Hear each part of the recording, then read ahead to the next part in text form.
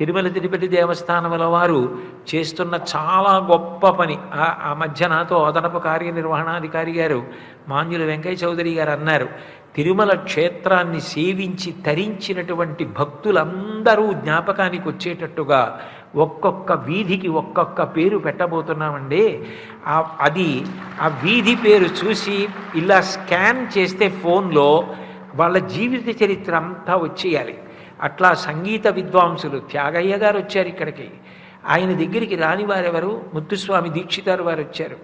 ఆయన దగ్గరికి అన్నమాచార్యులు వారు వచ్చారు, శంకరాచార్యులు వారు వచ్చారు, రామానుజాచార్యులు వారు వచ్చారు, మధ్వాచార్యులు వారు వచ్చారు. ఎంతమంది మహాత్ములు తిరిగాడారు, ఎంతమంది ఆయనని సేవించారు, ఎంతమంది భక్తులు తిరుమల క్షేత్రంలో ఆయన సేవలో కృతార్థులైపోయారు, ధార్మికంగా జీవించి ఆనందపడిపోయారన్నది రాబో తరాలకి ఒక గొప్ప మార్గదర్శనంగా నిలబడడానికి తిరుమలలో వీధులన్నిటికీ వాళ్ళ పేర్లు పెడుతున్నామండి అని అన్నారు.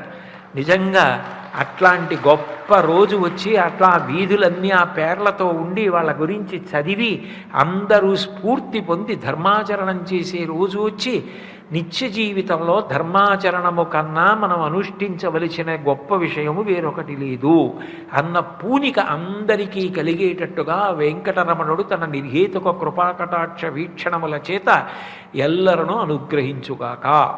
గోవింద హరి గోవింద గోవింద హరి గోవింద.